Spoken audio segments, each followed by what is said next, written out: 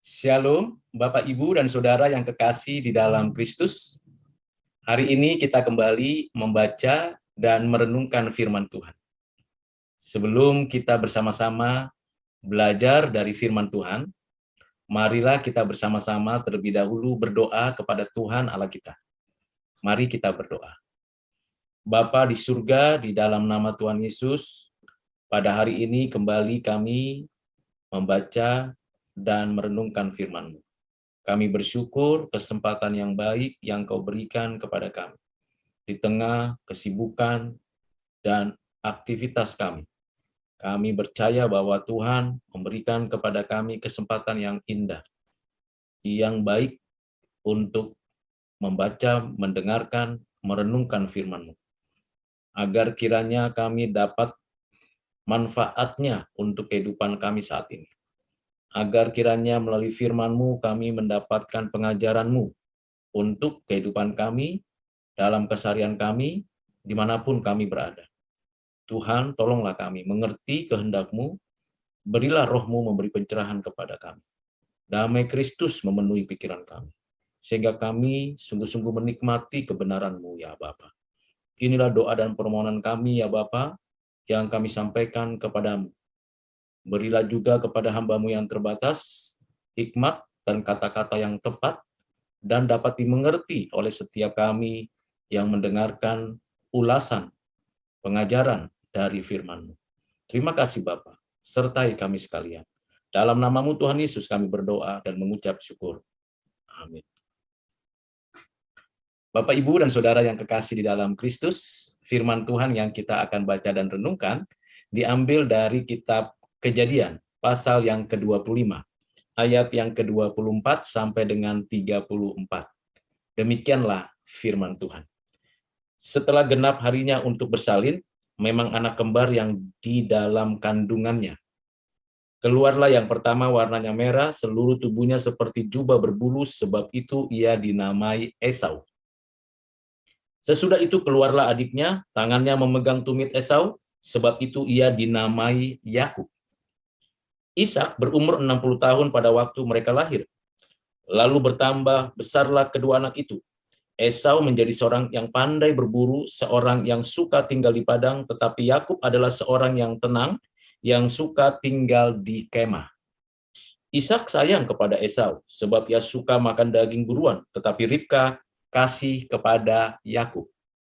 Pada suatu kali, Yakub sedang memasak sesuatu, lalu datanglah Esau dengan lelah dari padang. Kata Esau kepada Yakub, berikanlah kiranya aku menghirup sedikit dari yang merah-merah itu, karena aku lelah. Itulah sebabnya namanya disebutkan Edom. Tetapi kata Yakub, jualah dahulu kepadaku hak kesulunganmu. Saud Esau, sebentar lagi aku akan mati. Apakah gunanya bagiku hak kesulungan itu? Kata Yakub, bersumpahlah dahulu kepadaku. Maka bersumpahlah ia kepada Yakub, dan dijualnya lah hak kesulungannya kepadanya. Lalu Yakub memberikan roti dan masakan kacang merah itu kepada Esau. Ia makan dan minum, lalu berdiri dan pergi. Demikianlah Esau memandang ringan hak kesulungan itu. Demikian jauh pembacaan firman Tuhan pada hari ini. Yang berbahagia ialah kita yang menyimpan firman Tuhan itu dan menghayati pengajaran yang ada di dalamnya, serta melakukan kehendak Tuhan dari pengajaran Tuhan tersebut. Amin. Bapak, Ibu, Saudara yang kekasih di dalam Kristus. Dari ayat-ayat yang kita baca tentunya ada beberapa pengajaran yang penting yang dapat kita mengerti dan kita lakukan dalam keseharian kita. Yang pertama, bagaimana Tuhan menyatakan kuasa-Nya dan menyatakan kegenapan janjinya kepada Abraham, kepada Ishak, di mana keturunannya akan menjadi bangsa yang akan memberkati bangsa-bangsa lain. Melalui Ishak, lahirlah dua anak. Anak tersebut adalah anak kembar. Ishak menantikan kedua anak ini selama 20 tahun.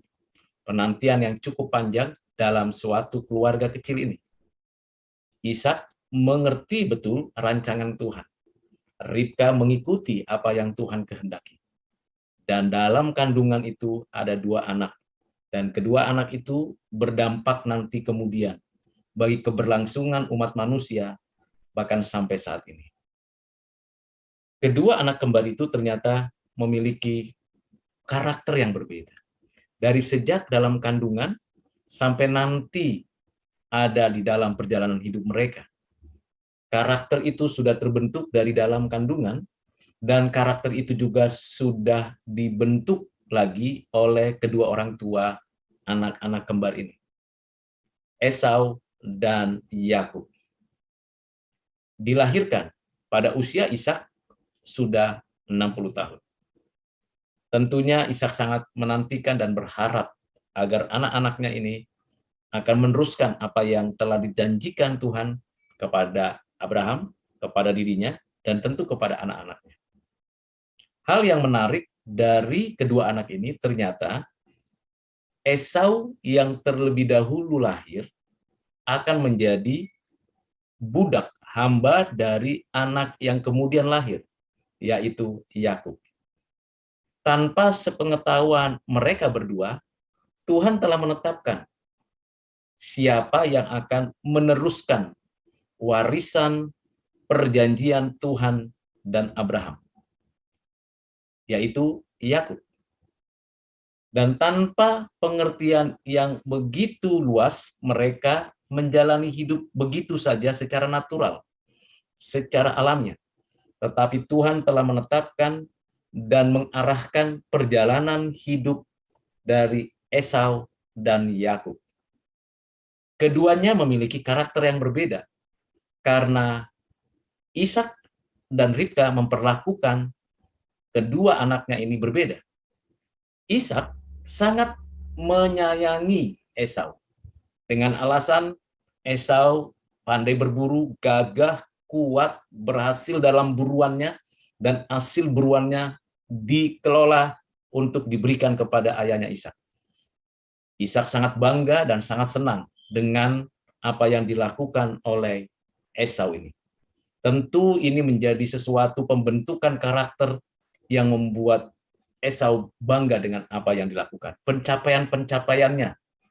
Nah, ini adalah pembentukan karakter yang dinyatakan oleh Ishak kepada Esau. Berbeda dengan Yakub yang dibentuk karakternya oleh ibunya. Ia lebih suka ada di kemah, tinggal tenang, dan mengelola apa yang bisa dikelola yang ada di rumah atau di kemahnya. Bapak, Ibu, Saudara, di dalam suatu keluarga inti, sewajarnya ayah ibu mengasihi anak-anaknya dengan kasih yang sama, sesuai dengan proporsi dan kebutuhan masing-masing anak. Tetapi kalau perlakuan orang tua terhadap anak-anaknya berbeda, cara pembentukan orang tua terhadap anak-anaknya berbeda, itu dapat membuat anak-anak juga berbeda perlakuannya antar anak-anak. Bagaimana tidak? Ishak lebih mengasihi Esau daripada Yakub. Ribka lebih menyayangi Yakub daripada Esau. Sehingga keduanya memiliki 2 kubu dalam satu keluarga inti. Ini menjadi sesuatu pelajaran bagi kita untuk kita tidak boleh meniru hal tersebut. Bagi Bapak, Ibu, Saudara yang sudah berkeluarga dan sudah diberikan anak oleh Tuhan, ketahuilah setiap anak itu berharga, bernilai, dan unik.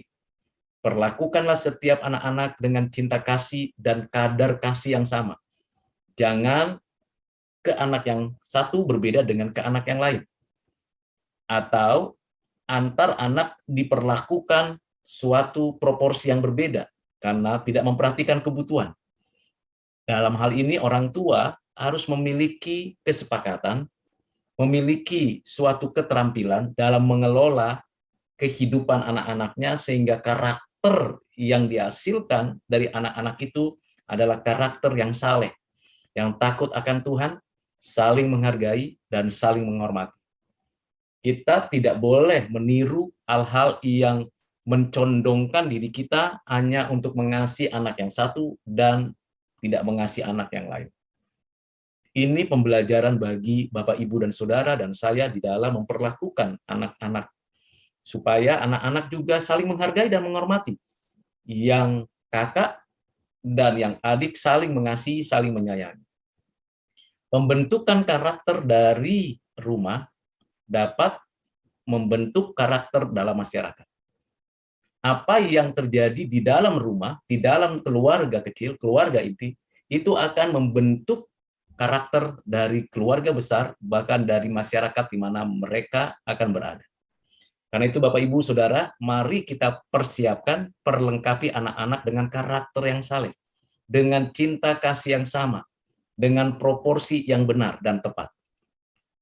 Pelajaran yang kedua, di dalam ayat ini jelas sekali bagaimana kepiawaian Esau dan ketenangan Yakub.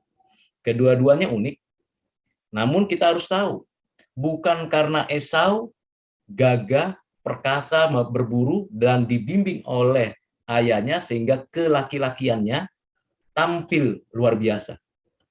Bukan karena Ribka mendidik Yakub sehingga Yakub nampak seperti keibuan atau kewanitaan, tidak demikian.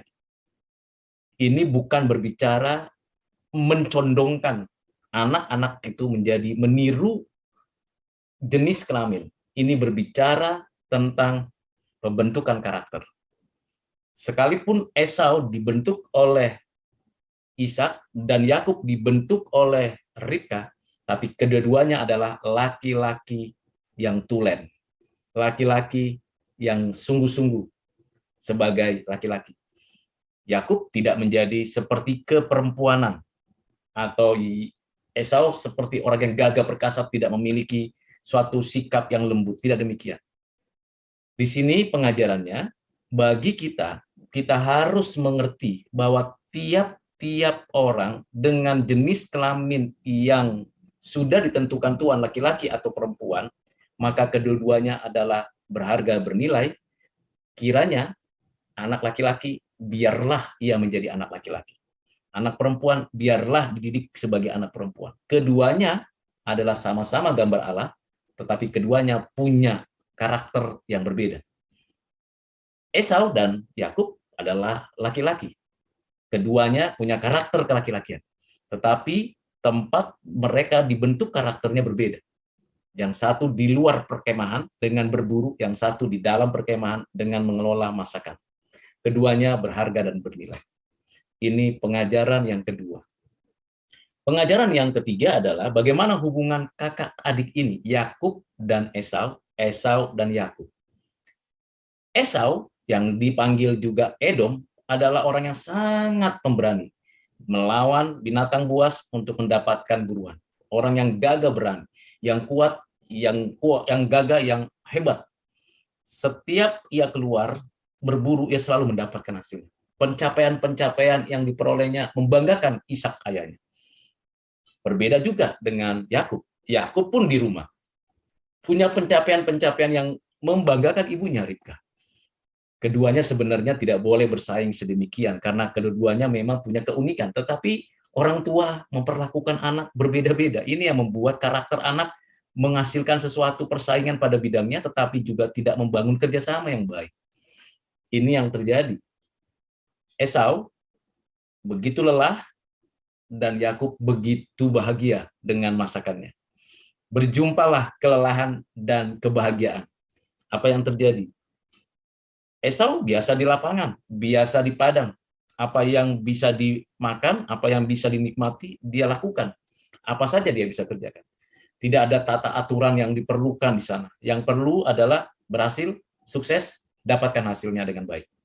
Tapi beda dengan Yakub. Yakub perlu ada waktu mengelola, mencicipi, memberikan rasa terhadap makanan yang dimasak. Dan apa yang terjadi? Ketika satu peristiwa terjadi, Esau lelah dan lapar. Pas ketepatan, Yakub memasak kacang merah dan tersedia roti.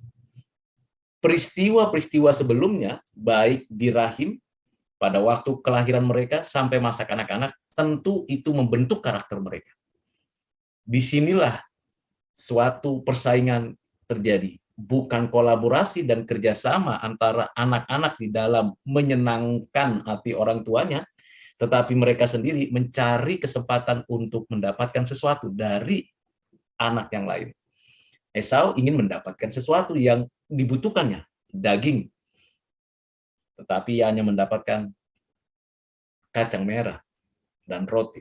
Ya sudah, itu yang ada dia makan. Yakub bukan seperti Esau yang gagah perkasa dan pemberani, tapi dia punya rancangan yang berbeda. Mungkin saja di dalam benaknya, kapan lagi saya bisa mendapatkan kesulungan itu? Kesempatan itu terjadi. Apakah ini diajari oleh ibunya, atau ini memang inisiatifnya sendiri? Bagaimana Yakub memberikan suatu proposal berkaitan dengan hal yang sangat penting, yaitu kesulungan. Yakub tahu, Yakub sadar betul bahwa kesulungan itu tidak bisa direbut, diambil begitu saja. Tetapi ada strategi yang dilakukan Yakub. Tanpa sepengetahuan Yakub, Tuhan telah menetapkan memang Yakub menjadi pewaris dari covenant Tuhan dan Abraham, bukan Esau. Tetapi Yakub mengerjakan bagiannya menurut keinginannya sendiri. Jadi ada penetapan Tuhan, ada Tuhan yang berdaulat untuk Yakub, tetapi Yakub sendiri dengan sadar ia mengerjakan bagiannya untuk mendapatkan apa yang ditetapkan Tuhan, yaitu kesulungan. Yakub menawarkan sesuatu yang dibutuhkan oleh Esau, dan Esau yang terlebih dahulu mengajukan proposal untuk meminta kacang merah itu. Berarti ada suatu titik temu, kacang merah. Di benaknya Yakub, kesulungan yang dibutuhkan. Di dalam keberadaannya Esau, ya dibutuhkan kacang merah. Perut yang lapar mesti diisi. Terjadilah suatu sikap dan tindakan keputusan. Yakub menyerahkan sop kacang merah dan roti, dan Esau menyerahkan hak kesulungan. Dan hak kesulungan itu diberikan begitu saja oleh Esau. Dengan kata di sini memandang ringan. Tidak terlalu penting hak kesulungan, karena dia merasa kalau saya memberi, maka saya memberi karena saya ingin mendapatkan makanan. Dan Yakub memberi kacang merah, bukan hanya memberi kacang merah, roti juga. Tetapi bukan hanya itu. Hal yang penting untuk melegalitaskan pemberian dan permintaan itu menjadi memiliki otoritas, maka Yakub meminta Esau bersumpah. Ini sesuatu yang tidak main-main. Bersumpah tentu bukan hanya sekedar kata-kata hampa dan kosong, tidak bermakna, tetapi bersumpah berkaitan dengan kesulungan. Yakub betul-betul mengingini kesulungan itu. Sejak dalam kandungan, bahkan sejak ia mau dilahirkan, kesulungan itu sepertinya ingin menjadi sesuatu yang dimilikinya, sesuatu yang harus diraihnya. Tapi Esau yang gagah perkasa, yang kuat, dia lebih dulu lahir, gagah perkasa dan kuat, dia lebih dulu mendapatkan sesuatu. Tanpa pikir panjang, ya serahkan saja hak kesulungan itu. Dia anggap remeh, ringan, tidak peduli. Itu tidak terlalu penting. Karena yang penting adalah makan, dan yang penting adalah saya dicukupkan kebutuhannya. Tapi bagi Yakub tidak demikian. Makan itu bisa kapan saja. Bisa makan apa saja. Tetapi hak kesulungan itu tidak bisa diberikan oleh siapa saja dan tidak bisa diperoleh dengan cara apa saja, kecuali si pemilik hak kesulungan menyerahkan kesulungannya itu. Nah, disinilah Yakub punya cara berpikir yang berbeda dengan Esau. Esau yang penting cepat, instan, dapat apa yang diperolehnya. Sedangkan Yakub tidak. Sudah diberikan, sudah disampaikan hak kesulungan, tapi dia ingin legalitas, sumpah. Hak kesulungan, menjual hak kesulungan, menggantikan hak kesulungan. Pengajarannya bagi kita adalah, Bapak Ibu, Seringkali kita menganggap hak kesulungan itu hanya sekedar urutan lahir, urutan umur. Tidak demikian, Bapak Ibu. Di dalam pengajaran di sini jelas sekali, hak kesulungan bukan berbicara tentang siapa yang duluan lahir. Itu secara biologis, secara alami. Tetapi hak kesulungan di dalam konteks Abraham, Ishak, dan Yakub adalah berkaitan dengan 3 hal. Yang pertama, berkaitan dengan covenant. Covenant di mana melalui Abraham, melalui Ishak, dan melalui Yakub, terbentuklah sebuah bangsa, dan bangsa itu akan menjadi bangsa yang besar yang memberkati setiap bangsa di bawah kolong langit ini, di atas bumi ini. Itu yang pertama. Jadi hak kesulungan bukan bicara umur, bukan berbicara usia, bukan berbicara siapa yang duluan lahir, tapi berbicara tentang covenant. Yang kedua, hak kesulungan berbicara tentang tanah perjanjian yang dikaruniakan Tuhan, yang dijanjikan Tuhan kepada Abraham dan Ishak. Dan ini yang mau diambil juga, dijadikan sebuah milik Yakub. Dan Yakub meminta itu dengan sumpah. Yang ketiga, keturunan. Hak kesulungan itu berkaitan dengan keturunan. Bukan hanya bicara anak-anak yang banyak, bukan hanya berbicara tentang anak cucu buyut yang banyak, tetapi berbicara dari keturunannya akan menjadi bangsa yang besar. Nah, ini yang disebut dengan hak kesulungan. Nah, bagaimana kaitannya dengan kehidupan kekinian kita?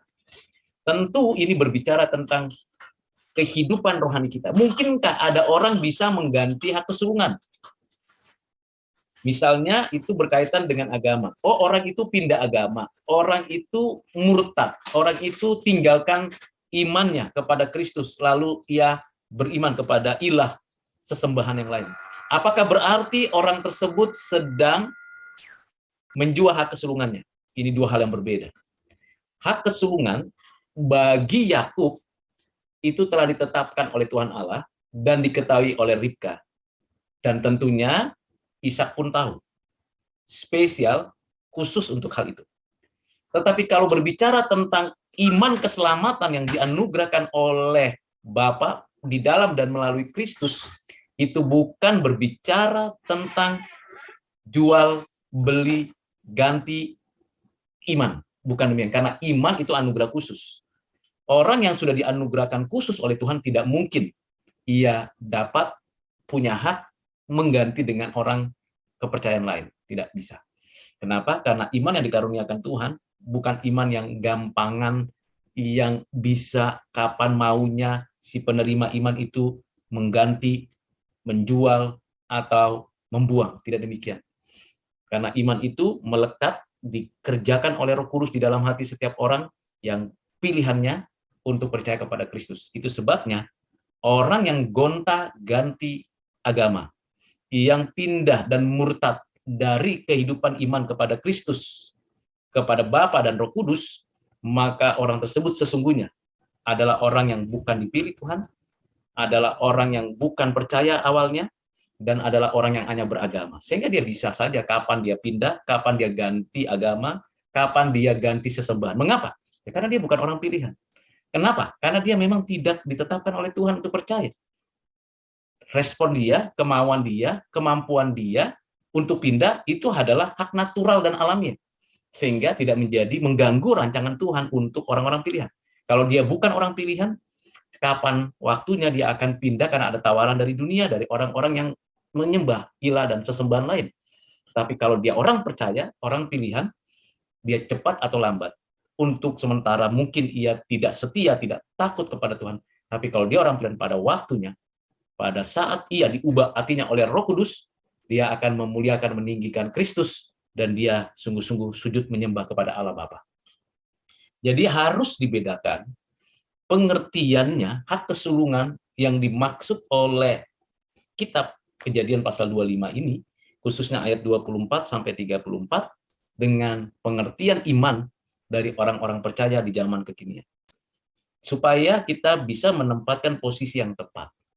Saya sudah jelaskan tentang hak kesulungan itu maksudnya apa bagi Yakub, dan apa artinya orang beriman di dalam konteks kekinian. Karena itu Bapak Ibu Saudara, ketika kita membaca teks Alkitab, kita perlu mengetahui konteks keseluruhan dan kisah itu.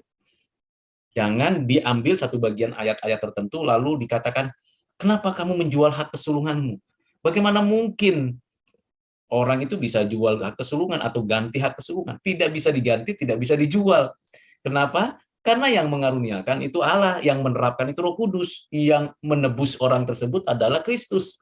Kecuali orang itu bukan orang pilihan, kecuali orang itu memang bukan orang percaya, ya bisa saja dia beragama Kristen, tapi sebentar dia bisa pindah agama dan menyembah ilah-ilah dan sesembahan yang bukan Tuhan Allah sesungguhnya. Bisa jadi terjadi seperti itu. Tetapi beda dengan Yakub. Yakub telah ditetapkan, bahkan telah diberitahu kepada Ribka, dan pastilah Ishak mengetahui bahwa Yakub akan menjadi pemimpin, penerima waris dari Abraham dan Ishak. Jadi dengan demikian Bapak, Ibu, dan Saudara harus mendudukkan persoalan yang tepat. Nah, kalau ada yang mengalegorikan, lalu ini masuk ke dalam iman kepada Kristus, sehingga orang bisa sesuka hati pindah agama dan pindah keyakinan, itu berarti tidak memahami konteks dan kebutuhan daripada ayat-ayat ini. Karena masih panjang perjalanan, bagaimana nanti Yakub akhirnya menyadari bahwa melaluinya lah covenant yang dikaruniakan Tuhan kepada Abraham, kepada Ishak, bukan diarahkan kepada Esau, walaupun Esau yang terlebih dahulu lahir, tetapi Yakub yang sudah ditentukan. Dan ini adalah awal dari perjalanan iman dari Yakub.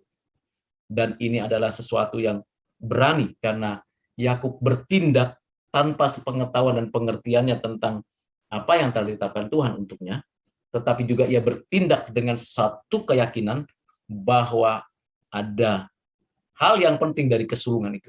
Dan Esau dengan sadar memberikan itu tanpa dipaksa, tanpa ada pemaksaan, tanpa ada intimidasi dari Ishak maupun dari Ribka.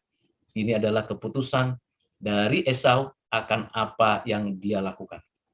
Karena itu Bapak Ibu, pengajaran yang Tuhan berikan melalui kisah ini mendorong Bapak Ibu dan Saudara untuk bersikap hati-hati ketika membaca dan mempelajari firman.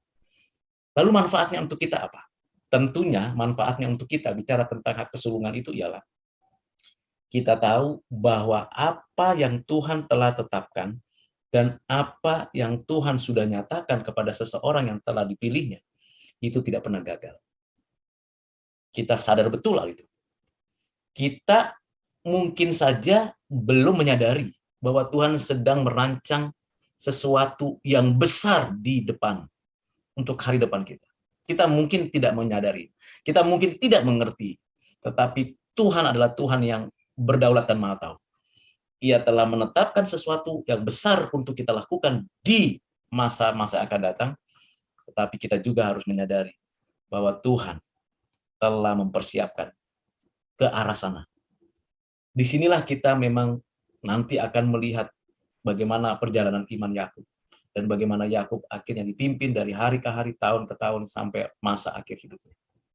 Bapak, Ibu, Saudara, itulah pengajaran bagi kita. Bagaimana Tuhan berkarya di dalam hidup kita saat ini. Bahwa di dalam hubungan kita di tengah-tengah keluarga, dengan anak, orang tua dengan orang tua, ayah dan ibu, suami dan istri, anak dengan anak, perlu di dalam kasih yang bukan kasih sebelah, tetapi kasih yang utuh, kasih yang meliputi semuanya. Yang kedua, perlu saling menghargai dan memahami pentingnya apa yang perlu untuk kita dan apa yang perlu dipentingkan. Dan jangan anggap remeh semua hal yang Tuhan sudah karuniakan kepada kita, baik itu secara natural kita terima, maupun secara rohani kita mendapatkannya dari Tuhan. Semua yang kita terima, semua yang kita sedang jalani, Tuhan meniti dan memberikan arah untuk kita. Mari Bapak Ibu Saudara, dengan kisah ini kita semakin percaya bahwa Tuhan itu baik dan Tuhan selama-lamanya baik bagi umatnya. Tuhan Yesus memberkati. Mari kita berdoa. Bapa di surga, terima kasih pada kisah bagaimana Ishak, Ribka mendidik anak-anaknya Esau dan Yakub, membentuk karakter. Ajar kami sebagai orang tua juga membentuk karakter anak-anak kami dengan baik, dengan kasih, dengan kebenaran. Juga kami mohon Tuhan menolong setiap anak-anak kami boleh menghargai pemberian-pemberian Tuhan, baik secara jasmani maupun secara rohani, agar mereka tidak menganggap remeh dan rendah apa yang dikaruniakan Tuhan. Ajarlah mereka boleh menghargai pemberian-pemberian Tuhan untuk masa depan mereka. Tuhan, berilah keterampilan bagi anak-anak kami dalam menjalani kehidupannya. Ada yang di dalam rumah atau di luar rumah. Semuanya sama di hadapan-Mu. Tinggal lagi bagaimana anak-anak kami boleh pada waktunya berkarya bagi kemuliaan nama. Berilah kasih dan persaudaraan di antara anak-anak kami, supaya kami ya Tuhan boleh melakukan hal yang baik, yang benar, dan anak-anak kami punya masa depan sesuai dengan rancangan. Kiranya iman yang Tuhan taruh dalam diri anak-anak kami, iman yang terus bertumbuh, berakar, berbuah, sehingga anak-anak kami menjadi saksi-Mu ya Tuhan Yesus di tengah-tengah kehidupan kami. Berkati setiap orang tua yang mendengarkan renungan hari ini, dan Tuhan menolong setiap anak-anak untuk boleh menyaksikan kehidupannya takut akan Tuhan. Terima kasih Bapa. Di dalam nama-Mu Tuhan Yesus kami berdoa dan mengucap syukur. Amin.